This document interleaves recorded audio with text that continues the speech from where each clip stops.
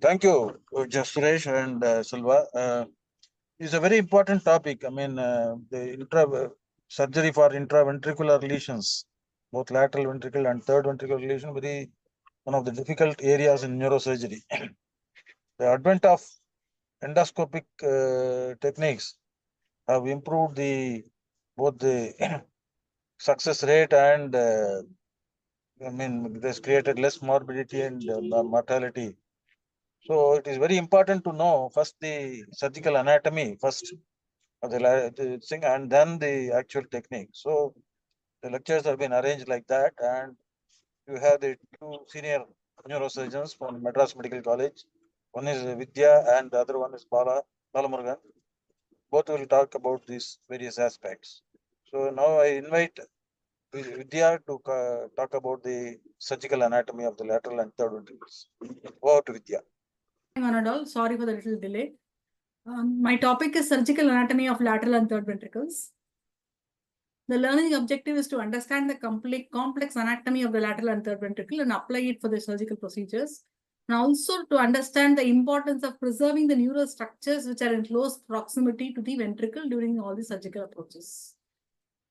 So the lateral and third ventricles are unique and they are challenging because of the deep position, because of the walls are containing many important neural and vascular structures.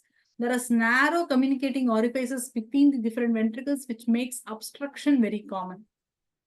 We first will start with the lateral ventricle. It's a C-shaped cavity which is present deep in the cerebrum, and it has 5 parts, namely the frontal horn, body, atrium, occipital horn, and the temporal horn.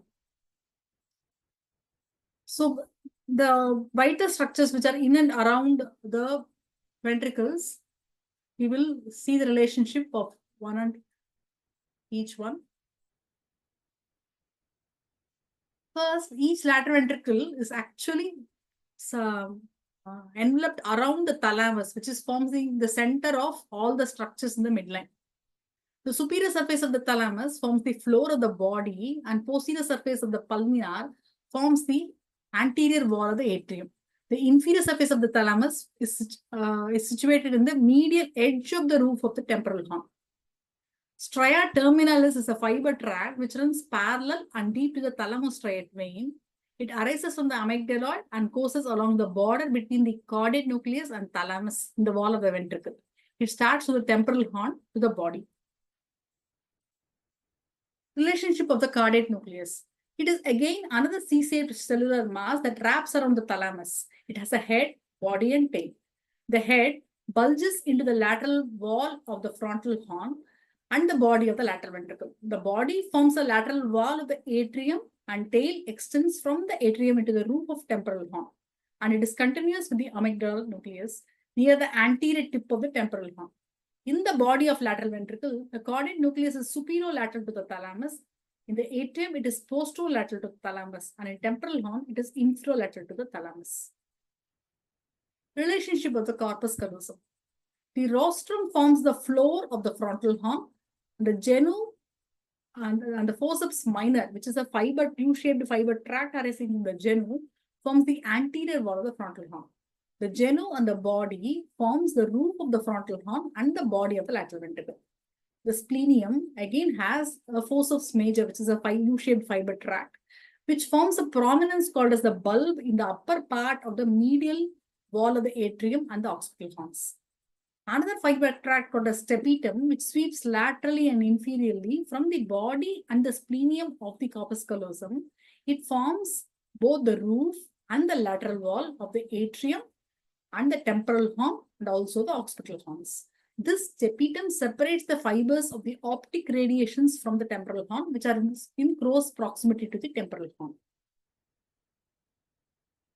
Now, we will now see the relationship of the internal capsule to the ventricle. The anterior limb is separated from the ventricle by the head of the caudate nucleus. The posterior limb is separated by the thalamus, whereas the genu of the internal capsule touches the lateral wall of the ventricle immediately lateral to the foramen of Monro with no intervening structures, and it is prone for injury if you are not careful. Septum pellucidum is the paired laminae which separates the frontal horns and the bodies of the lateral ventricle in the midline. It is attached to the rostrum of the corpus callosum below, genu anteriorly, body of the corpus callosum above, and the body of the fornix below. It is shortest posteriorly and almost disappears near the junction of the body and crura of the fornix, where the crura and the hippocampal commissure fuse with the lower surface of the corpus callosum. We will now look at each part of the lateral ventricle. The frontal horn, which is the anterior-most part, which is entering into the frontal lobe, it is located anterior to the foramen Monro. The medial wall is formed by septum pellucidum. The anterior wall and the roof are formed by the genu of the corpus callosum. The lateral wall by the head of caudate nucleus and has a narrow floor formed by the rostrum of the corpus callosum. The columns of the fornix, they pass anterior and superior to the foramen of Monro. They form the posterior and inferior part of the medial wall of frontal horn. The frontal horn extends and continues with the body of the lateral ventricle at the level of the foramen of Monro. The body extends from the posterior edge of foramen Monro to the point where the septum pellucidum disappears. That is where the corpus callosum meets the fornix. The atrium is formed of the lateral ventricle, has a roof which is formed by the body and splenium and tapetum of the corpus callosum. The medial wall is formed by a bulb which is formed by the forceps major, and the lower prominence is called as the calcar avis, which overlies the calcarine sulcus. The lateral wall of the atrium in the anterior part is formed by the pulvinar. The posterior part is formed by the tapetum. The anterior wall of the atrium, that is, the atrium is the triangular portion of the ventricle which connects the body, occipital horn, and the temporal horn. The anterior, since the ventricle itself wounds around the thalamus, the anterior wall of the atrium is formed by crus of fornix and pulvinar of thalamus. The floor is formed by the collateral trigore. The occipital horn in its medial side is formed by the bulb of the corpus callosum and the calcar avis. The roof and lateral wall are formed by tapetum again, and the floor by the collateral trigone.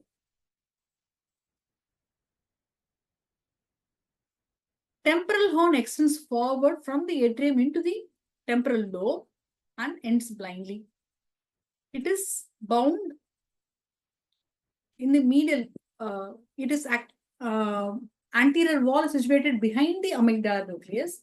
The floor is medially formed by the hippocampus, laterally by the collateral eminence. The roof in the medial part is formed by thalamus because, the ventricle wounds around the thalamus and it is situated above, behind, and below the thalamus. So, the temporal horn being the inferior-most portion, thalamus forms the superior boundary. And also, near to thalamus is the tail of the caudate nucleus. Both of these are separated by the striothalamic sulcus. The lateral part of the roof is formed by the tapetum. The medial wall of the temporal horn is formed only by the choroidal fissure. Now, we will see our conventional method of entering into the ventricle by the transcallosal approach. The picture here shows the craniotomy, the location of the coronal suture. The approach is between two of the major veins which are on either side of the coronal suture. Once we go in, we see the corpus callosum. We open the corpus callosum, we see the floor of the lateral ventricle. We zoom in, we see the foramen of Monro with the choroid plexus entering, the thalamostriate vein, and the septal vein, which forms the landmark for the identification of the foramen of Monro. We can also see that the column of the fornix forms the anterior and superior boundary of the foramen of Monro. Still closer look, we look at the choroidal fissure. Choroidal fissure is a narrow C-shaped cleft. Again, it is C-shaped. All things which are there are C-shaped because they are all around the thalamus. So it's a C-shaped cleft which is formed by between the fornix and the thalamus, along which the choroid plexus is attached. The arc starts from the foramen of Monro and arches around the superior posterior and inferior surface of the thalamus to the inferior choroidal point, which is located just behind the head of hippocampus. The edges of the fornix and the thalamus, which are bordering the choroid fissure, have a ridge is called as tinea. And the tela choroidea is attached to this tinea. The tinea, along with the, they are called as the tinea thalami and tinea fornicis.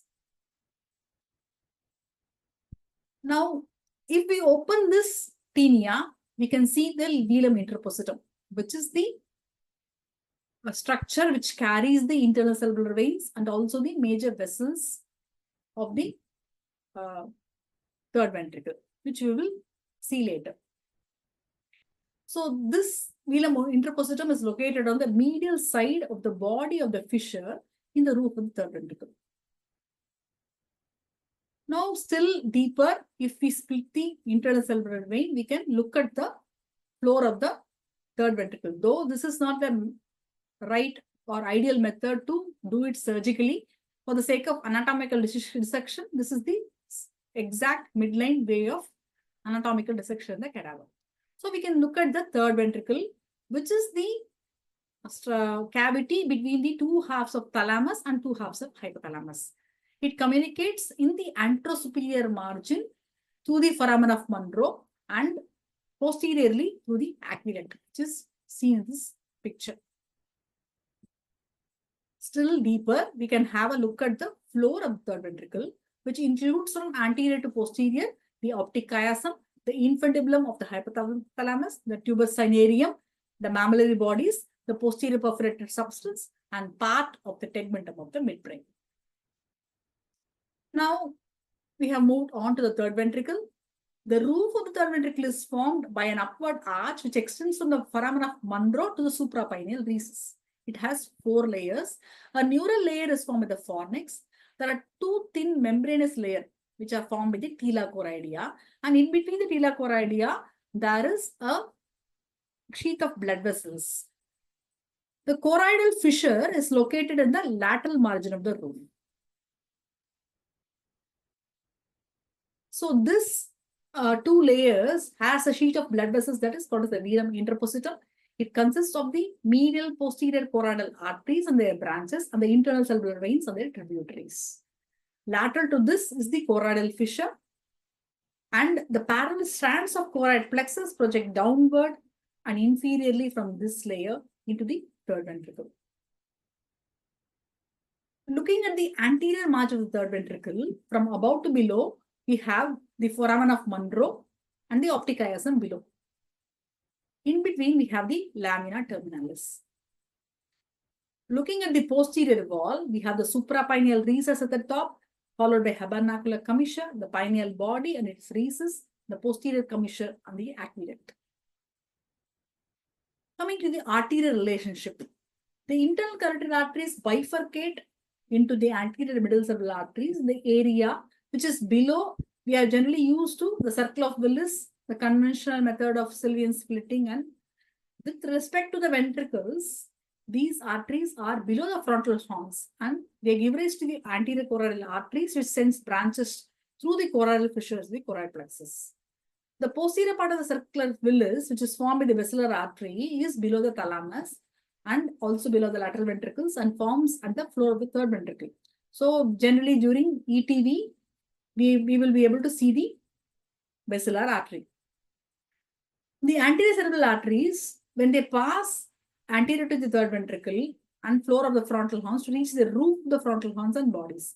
The posterior cerebral arteries pass medial to the temporal lobe and atria, and they give rise to the posterior choroidal arteries, which pass through the choroidal fissure.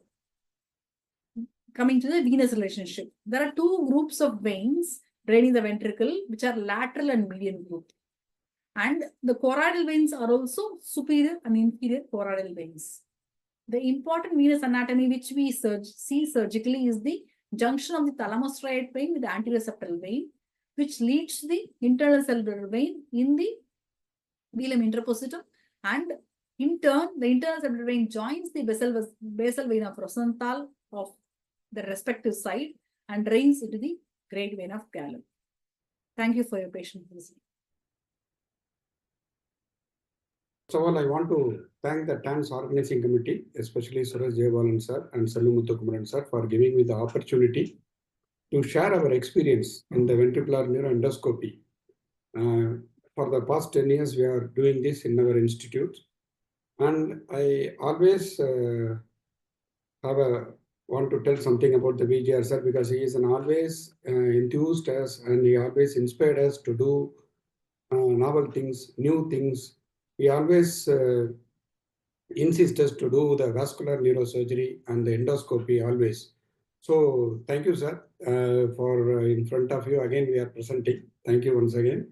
So I'm going to talk on our experience in ventricular neuroendoscopy. How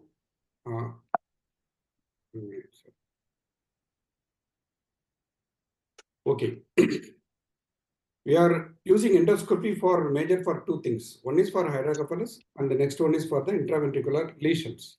So this is how we are going to do the endoscopy. The madam has elaborately discussed about the ventricular anatomy.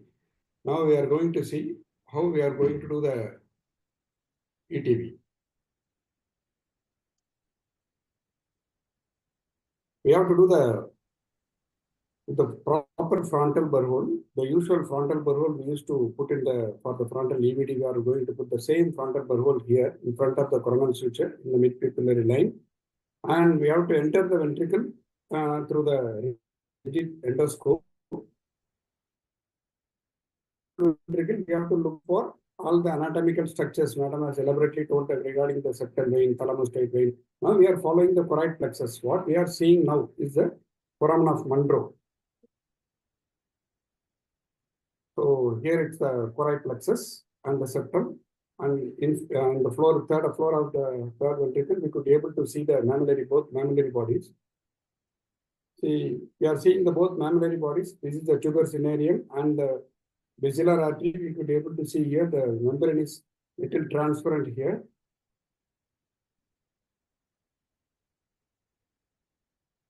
While entering the important thing is the main thing is the anesthesia.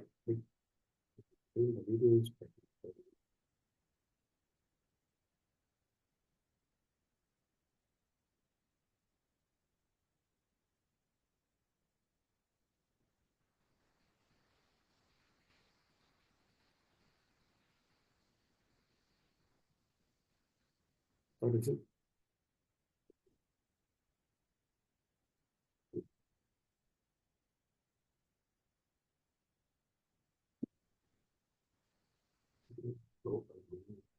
So this is a septum is a little transparent here. We are entering with the bipolar artery. We are putting the hole first one in the midline. Always we have to put the hole in the midline. Just begin the tuber cinereum in front of the basilar. If possible, if there is a huge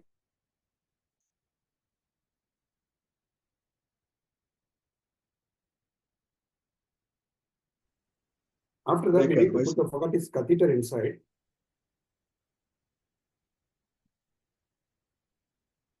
We have to put the Fogatis catheter inside and we have to dilate it.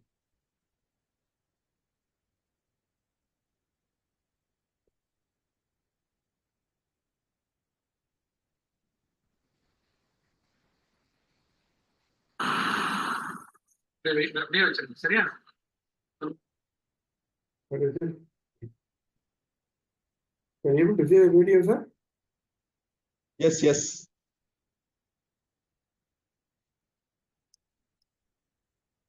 Hello.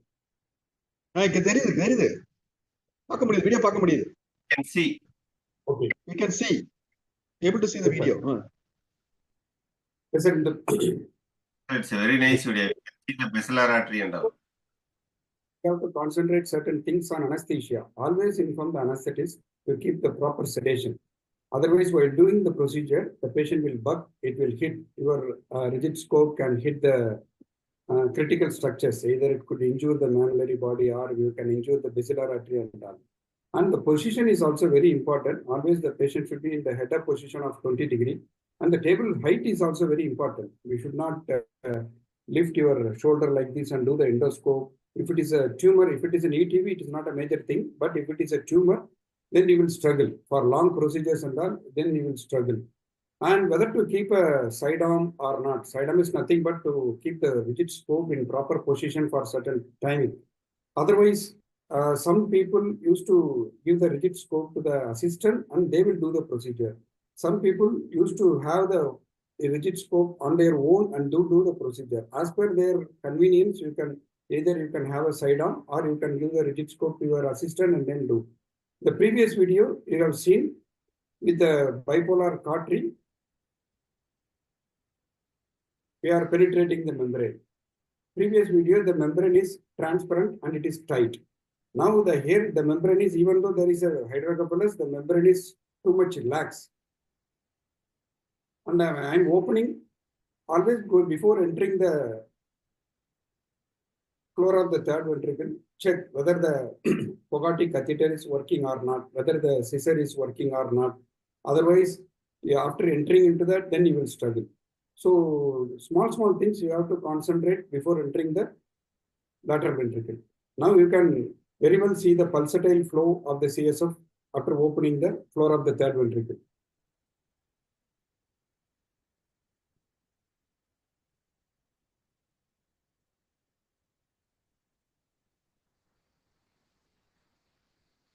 After opening the floor of the third ventricle with the scissor, you have to use the Fogarty catheter. Some people used to inject air. I used to inject sometimes air or sometimes with saline. Before injecting the Fogarty's catheter, check whether it is working or not. Don't go too much beyond the origin, otherwise it will injure the small perforating vessels from the basilar artery. So you have to be careful on that. And always concentrate for the second membrane, that is iliacus. That is very important.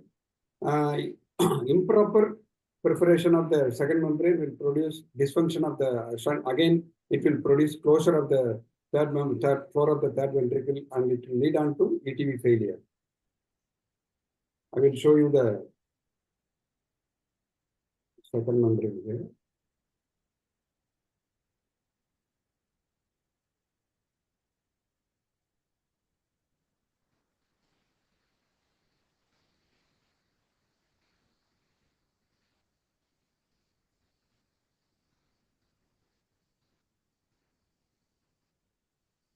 Now you can see the, this is the floor and this is the second membrane in front of the basilar artery. In this video, I can very well show you the perforation of the second membrane. Here also I am using scissors.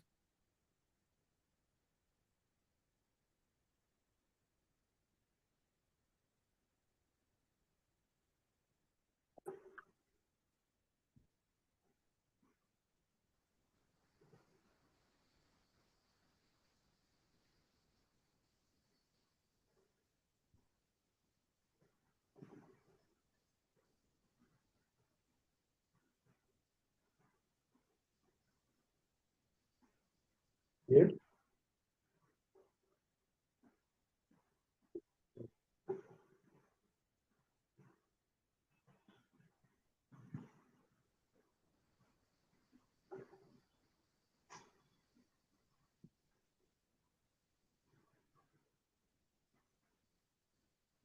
Here you can see the basilar artery pulsation in the iliacus membrane. We have opened the iliacus membrane here. You can see the basilar artery pulsation and the small perforators very well. This is very important. Otherwise, it will lead on to ETV failure. So always, if it is aqueductal stenosis, it is not a problem. But if it is an infected case, especially in tuberculous meningitis with the hydrocephalus and all, sometimes the patient will have prior and it will lead to some dysfunction or some malfunction. Patient will present to you. At that scenario, we have to put we have to do endoscopy and all. There is high chance of shunt revision rate. As per the literature, in tuberculous meningitis with hydrocephalus, 40% shunt revision rate is there. This is one such example of, we can see the, you will see the so many tuberculosis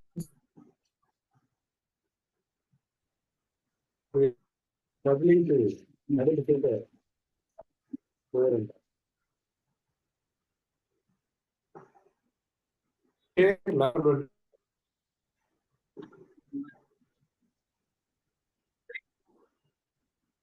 Sound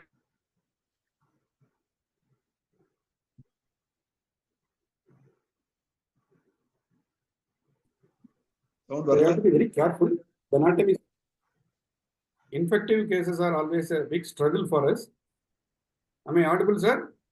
Yes, yes, yes. Yes. Then comes the posterior fossa tumors with hydrocephalus. Initially, we have little hesitations whether to do the proper ETV in a case of posterior fossa tumor with hydrocephalus, but we have tried our level best and we could able to achieve in posterior fossa cases also. So that's how we are doing the ETV in case of aqueductal stenosis and all the hydrocephalus due to various pathologies. Now we will see a case of colloid cyst. Can you able to see the video, sir? Yes, yes. Yes S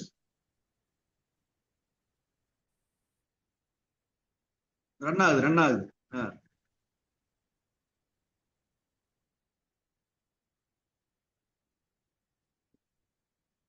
Colloid cyst, selection of cases also very, very important, sir. If this is a calcified colloid cyst, always microscopy is the better option.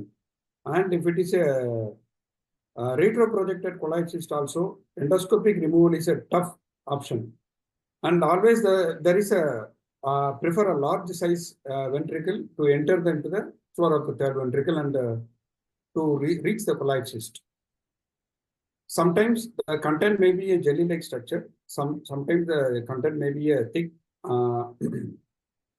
thick structure. If the contents are thick, then it will be very difficult to achieve complete excision of the colloid cyst. In most of these cases, we have turned into a transcortical approach later on, and we could able to achieve the complete excision of the colloid cyst. If it is a jelly-like structure, it is very easy. Here we are identifying the cyst at the level of the foramen mater. We have followed through the choroid plexus. We have seen the cyst. We have cauterized the cyst,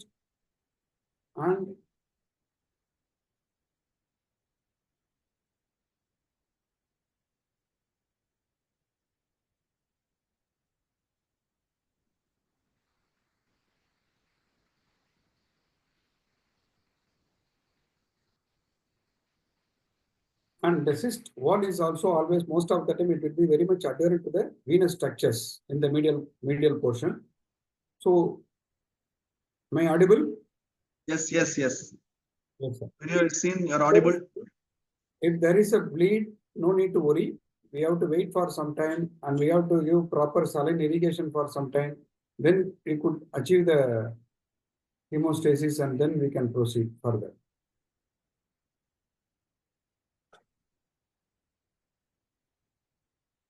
Now we are removing the cyst contents in a piecemeal manner.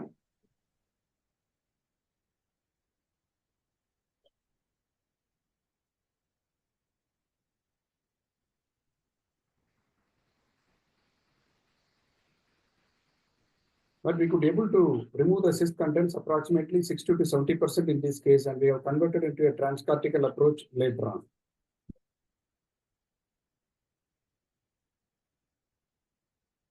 And this is a pre-op and post-op image. Then comes a pineal tumor region. Whether to go through the endoscopy, is it a preferable approach for pineal region tumor? Depends upon the location of the cyst and depends upon the expertise of you. Where to put the burr hole? In a case, some people advise two burr hole technique, one in the classical site and another one in the little lateral. And some people advise the classical frontal burr hole and one burr hole just anterior to that. But we could always, I am preferring single burr hole technique. Instead of putting the standard burr hole, you can put a frontal burr hole little anterior, so that you can do either, you can do ETV also and also remove the pineal cyst or the lesion. This is one such case.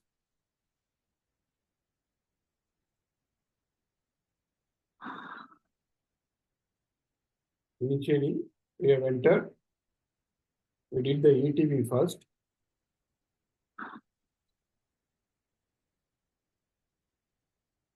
We could be able to see the pulsatile flow of the CSF after finishing the ETV. Then the scope has been turned posteriorly.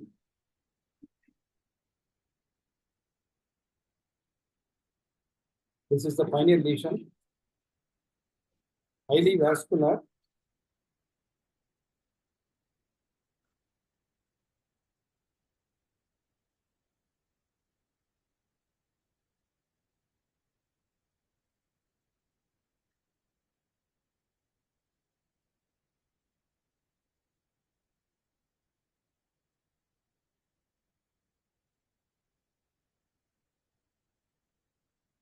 So always pineal lesions, most of the lesions should be vascular. You have to do it in a piecemeal manner. We need patience for pineal region lesion excision. It needs time also. So slowly, without injuring the adjacent structure and avoiding the injury to the fornix especially, because we are using the rigid scope. So we have to do it slowly. Otherwise, taking a biopsy is a simple thing in the case of pineal lesion. This is another one interesting case, a case of hydrocephalus, congenital aqueductal stenosis along with the lateral ventricular cyst. So we have identified, we have followed the choroid plexus, and we have seen the foramen Monro, dilated foramen Monro.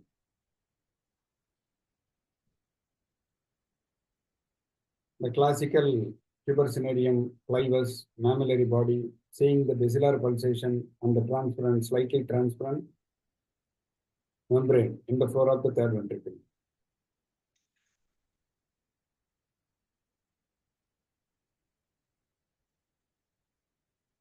So we are using the bipolar cautery.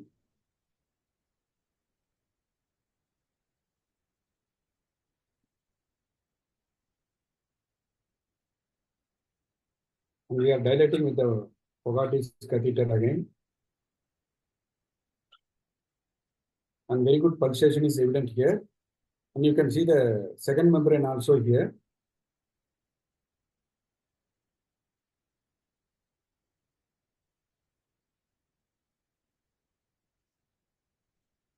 If you go inside,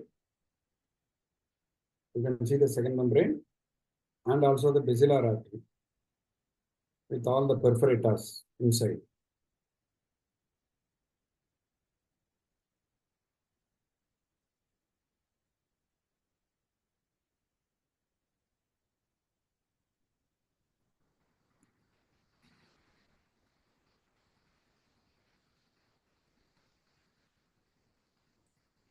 After finishing that, there is a cyst is also seen here.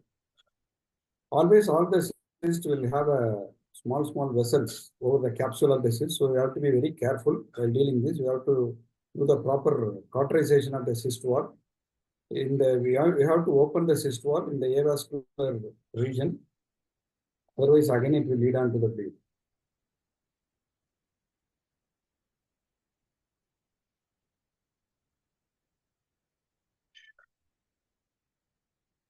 So now we can. Sorry.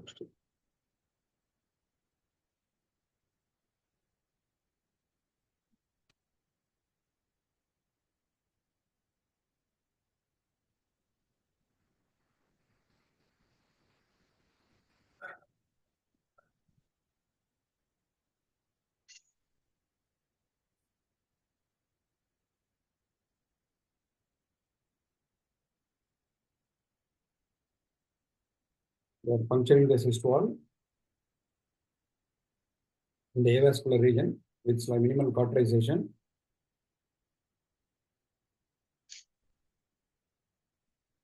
So adequate saline irrigation is very important in cranial endoscopy. After that, we have entered into the cyst compartment. Many vessels you can able to see inside the cyst.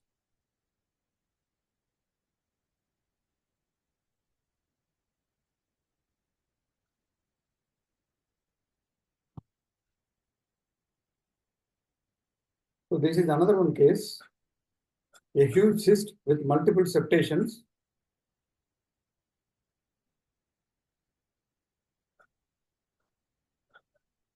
After entering into the lateral ventricles, there itself we can able to see many cysts with multiple septations, with small vessels.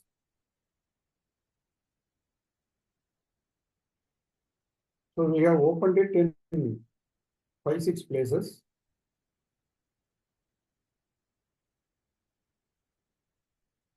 We have opened the septum also in this case.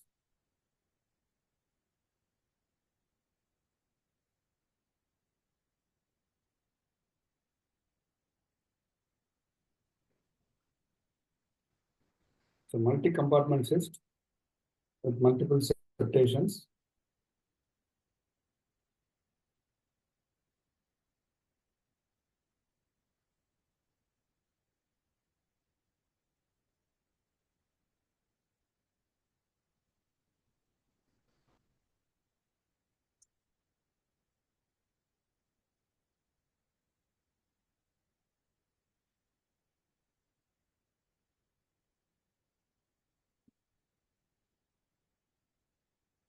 So after the procedure, we have to assess clinically and radiologically the patient to assess the ventricle size and there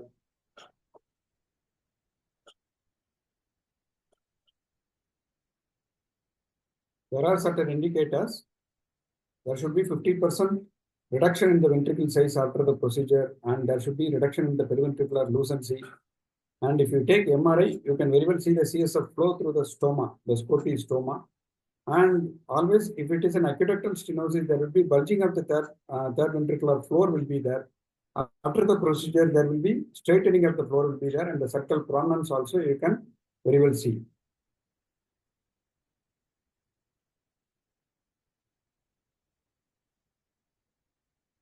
So after establishing the pulsatile flow, we have to do adequate irrigation. And if there is a slight oozing is there, you can keep an EVD. Otherwise, without EVD, you can close and you have to monitor if there is a pseudomoningocele in the operated site and if there is minimum CSF leak. It is an early indicator that the early stoma closure, it is an indication, and these patients might require shunt. In most of the cases, the stoma closure and the dysfunction and the failure will be very much evident in the first 2 to 3 months. Most of the time, early failure is mainly due to the absorption deficiency. Late failure is mainly due to the stoma closure.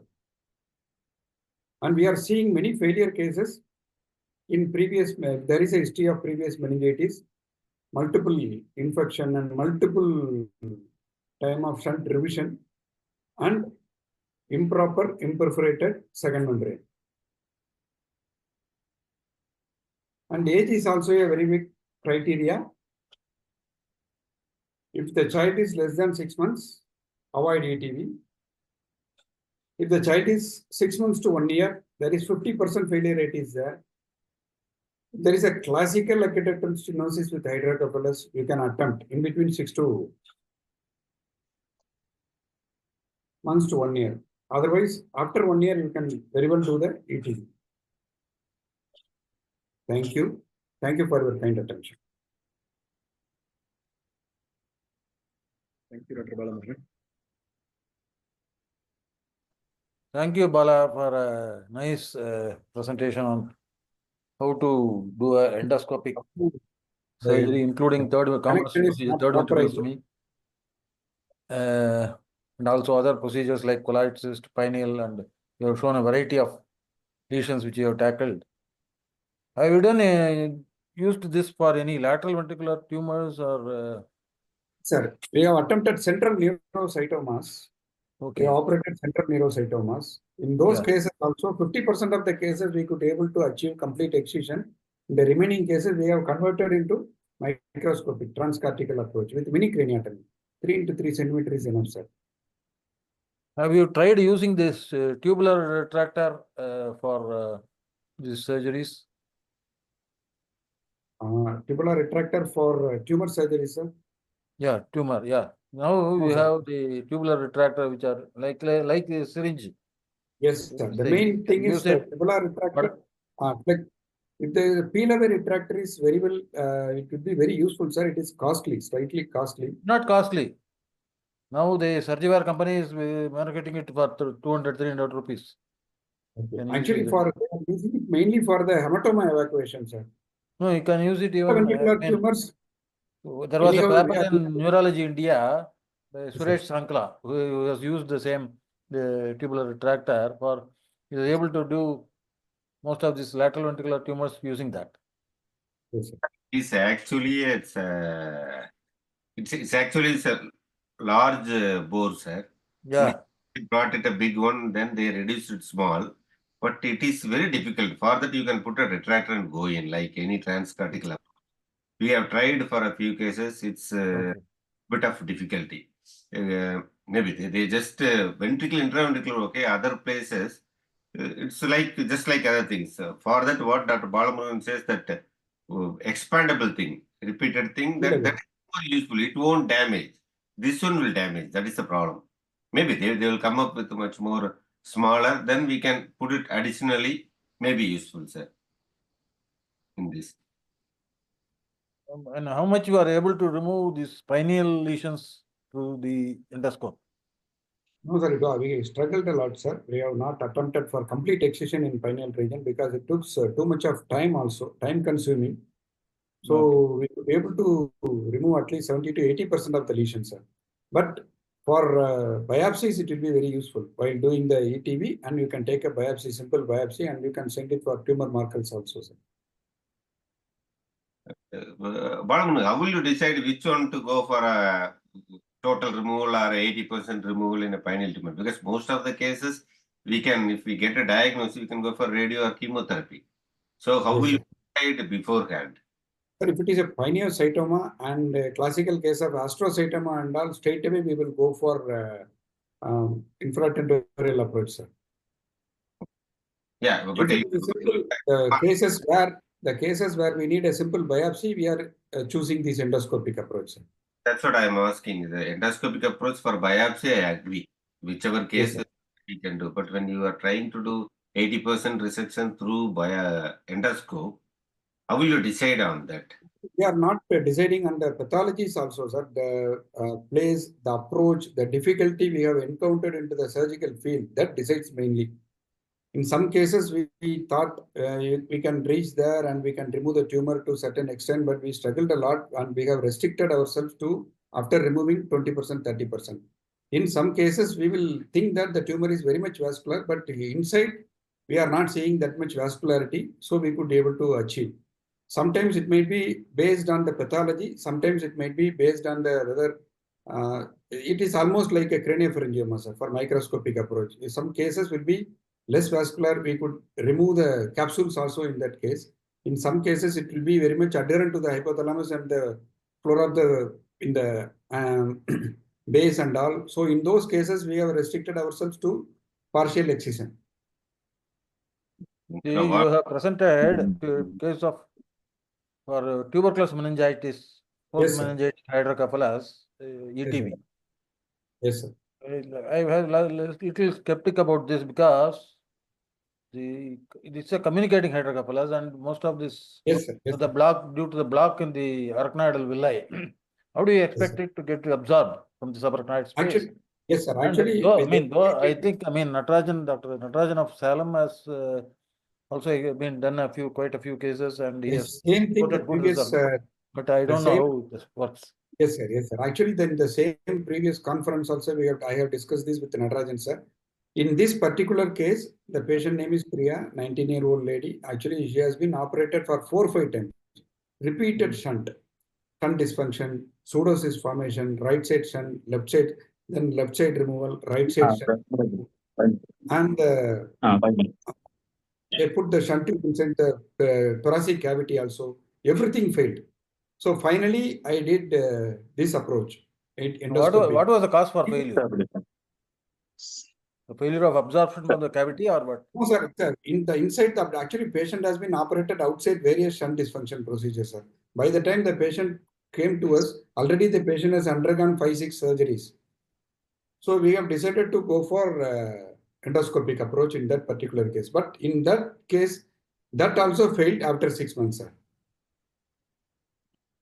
Good I don't know evening, whether the Balamurugan. ongoing tuberculosis meningitis is the reason. Probably that could be the reason. I think so, sir. Because there was wherever you see, there was too much of tubercles. Sir, good evening. Good evening, Ramesh sir. Good Yeah, evening, good evening, good Balamurugan. evening, Murugan. Good evening, Good sir. evening, Good Vidhya. Good evening, sir. Sir, it's a very good presentation, Vidhya. Actually, you have started from the lateral ventricle, third ventricle, and it's like a Zoom-like presentation. Zooming the pictures is really nice, and it's very well explained. Thank you. Balamurugan, regarding the tuberculosis post-meningitis hydrocephalus, sir has asked some questions. I think tuberculosis meningitis, it's not only the arachnoid obstruction. It may be due to some basal arachnoiditis and obstruction at different levels. So even in tuberculosis arachnoiditis, it is useful in certain cases. In third ventricular means useful in certain cases. And about the this one tumor, lateral ventricle tumor and other tumors, most of the time endoscopy will be useful for taking biopsy and cystic lesions. For others, I think transcortical will be useful. Just a point on that. Otherwise, Yes, we you have done a wonderful work, Balamurugan. Thank you, sir. Good work. One Good should work. ask, I Very mean, Vidhya, comfortable because we are doing many cases under microscope and we are used to that, so that it will be very easy for us to operate on transcortical corridor and remove of this lesion. But techniques are coming and we have to equip ourselves to those techniques. That's why we are still trying and pushing ourselves into the endoscopic area. Even that final tumor looks blood red in color. You have taken a biopsy from that. It's a good work. Good work. The Balamurugan, where you put the burrow for colloid cyst? Any specific usual place? Where you put the burrow for? Slightly lateral, sir. Not in the classical frontal burrow. We have to put slightly lateral so that in the medial region we could able to see the septum and the medial wall. It will be very easy, sir. As I suggested, I have suggested slightly anterior burrow for colloid, pineal region lesions. For colloid cyst, I used to prefer slightly laterally placed burrow, sir. Lateral from the caucus point. Yes. Regular frontal burrow, we are putting slightly lateral. That's all. I mean, Vidhya presentation was nice, but I could not listen to the final part of it, but it was a nice presentation. Thank you, sir. Actually, there are a lot of doubts among the youngsters, especially. Is there only one foramen Monroe or two foramina of Monroe? That's one of the questions, and so 100%. many people think it is a single, and there is actually I see in the net. Some people say, is there only one or two? Some people say one, some people say two, like that. So you clarify that clearly. Two foramen of Monroe, sir. One Yeah. third ventricle communicating to two lateral ventricles. Single, yeah. So Yeah. it has to be. Vidhya, Yes, sir. hello. Actually, I have joined a little later. Yes. Have you shown the endoscopic anatomy of the ventricles? Sir, I showed only the transcallosal anatomy. That will Endoscopic be anatomy will be same, sir. endoscopic anatomy. It gives a much more advantage for the surgical approaches. If She you has shown shown some that also. pictures. Sir, all my pictures I took from Roten, sir. Roten, I have seen that. It is all very good pictures. And you have zoomed Everything one by on one. Roten, sir. Everything is in Roten. Okay. When endoscopic anatomy gives a better picture of this, other than this third ventricle, floor of the third ventricle, mammillary body, and the tuberous cinerarium and other thing. Even we can see calca revis and the atrium of the ventricle and the collateral eminence. All these things can be identified with endoscopic views. That will be useful for surgical planning and other thing. If you show Endoscopic that also, view. that will be very much useful. How we can see occipital horn? Yeah. We can see. I want to We ask can- we can- Balamurugan one more thing. Yes, sir. Do you use a endoscopic holder or it's a manual holding of it? No, sir, I am using it, but I always give the holder to the assistant, properly trained assistant. They will hold the holder and I will do the procedure, sir. Some Is it people not use better to keep use the the endoscopic holder, especially for third ventriculostomy? No, sir, actually holder, what you are meaning is a side arm with holder. Yeah. We are not using, sir, in some centers we are having that. For example, I have worked in various places. That's why the videos are in various, some videos are good and some videos are slightly blurred and all. In Womandurar Hospital, we are having the side arm with holder, sir. In those cases, we are using that. In MMC, we are using we are holding the scope Actually, and we are doing it. Third ventriculostomy, you don't need a holder. Actually, Yes, sir. Yes, for long procedures, we need that. Yes, sir. Holder for a third ventriculostomy. Maybe for a tumor resection, like what he is telling, for hours to we have to do means maybe holder is useful. But my practice is for a tumor, in a third ventricular tumor, I just do third ventriculostomy and take a biopsy and come out. And depends on the biopsy report whether to go in other approach or not, we do, because maybe I am not that much experience to do total debulking or total removal of the tumor. With the endoscope, it's maybe it's a long way to go. But this is what I am doing this. As you saw that the pineal region, definitely it's difficult. But the thing is, we have to give the patient alive at the end of the day. If it bleeds, waiting for a long time means it's maybe difficult. But as persons like maybe it's Here comes the next question. How long is the learning curve? How steep is the learning curve for endoscopic surgery? Ventricular surgery. For ventricular ETV and all, it will take hardly 5-6 cases, sir. That's all. For tumors and all, still we are learning. Still we are learning, sir. Especially even in colloid cyst and the lateral ventricular tumors and the pineal lesions, it's a long learning curve is there, sir.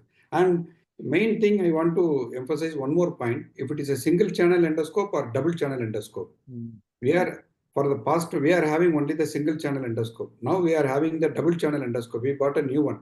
If you are having the double channel endoscope, you can keep the lesion with one hand and you can cut the lesion with the other hand. So double portal, double channel endoscope is very much important in case of tumor resection. Single port endoscope, single channel endoscope, you can very well do the ETV. That too, you have asked about the side arm with the holder, sir. We had a better experience for that also. For a lesion, for a colloid cyst, we keep the holder and with the side arm. But the anesthetist somehow kept the patient in the milder plane. So in between the procedure, the child bucked. So there was an injury to the underlying structure. So we stopped the procedure and immediately we have removed that.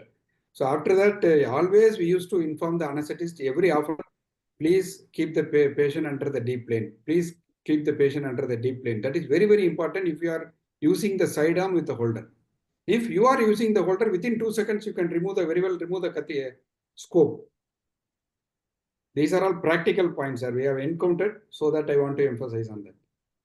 Another one you want to know is from the size of the foramen Monroe. Suppose have you encountered any small foramen Monroe and difficult to deliver the colloid cyst through that?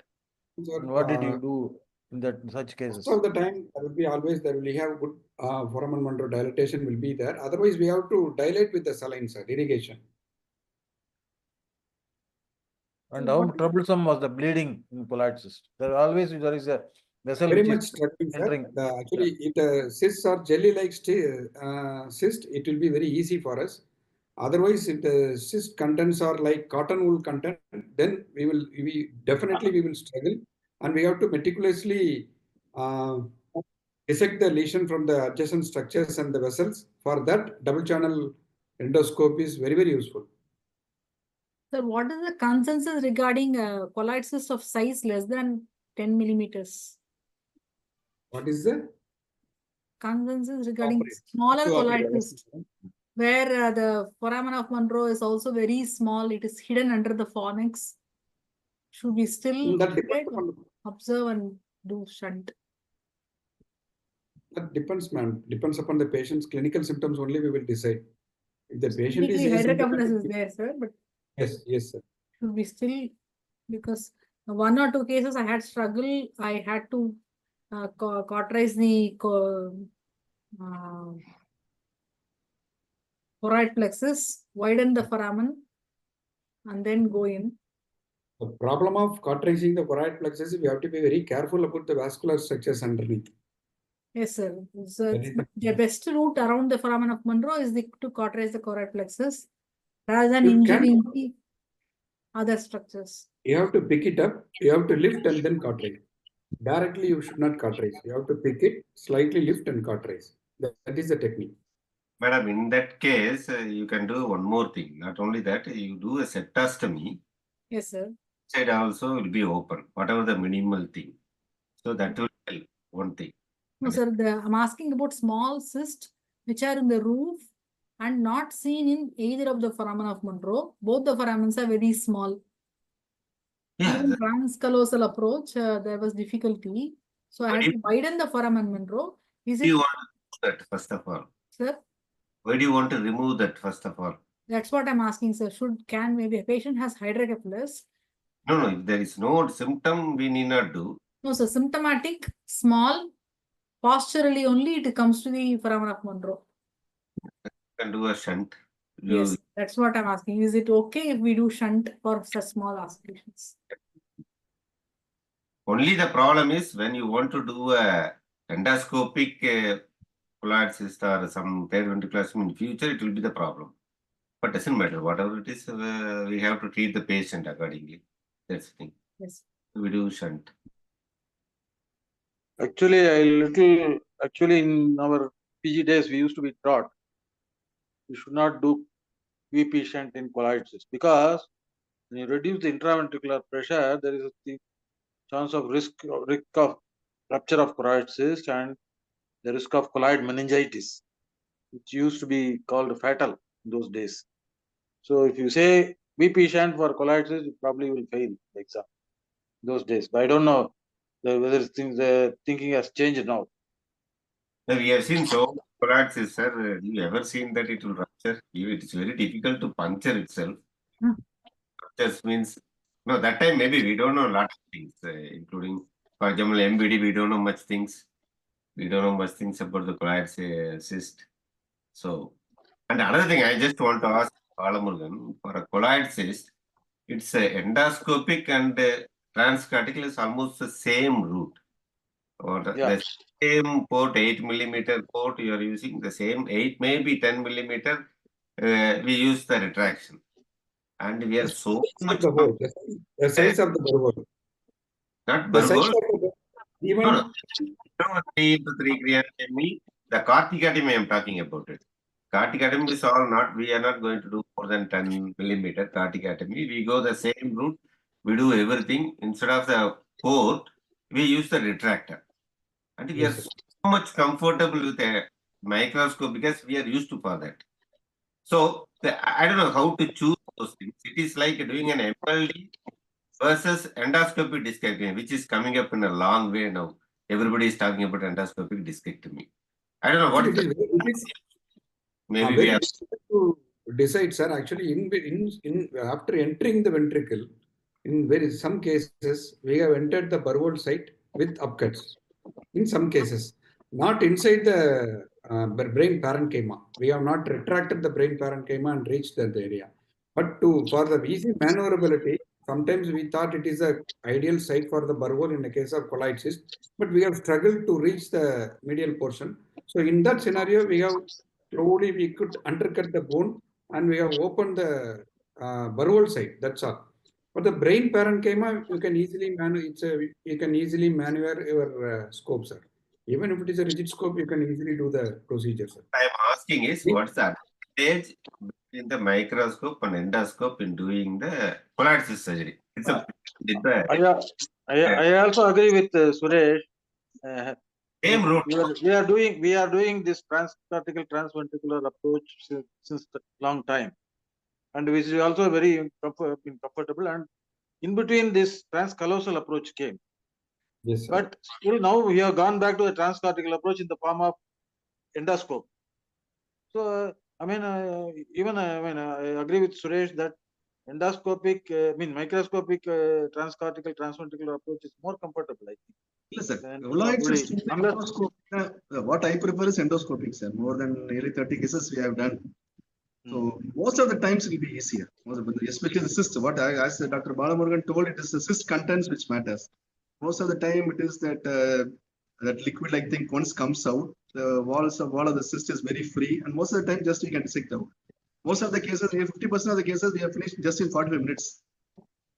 No, the 45 minutes. as long as things go okay, all right. But suppose there is What I'm trouble from asking- bleeding, trouble Same. from bleeding.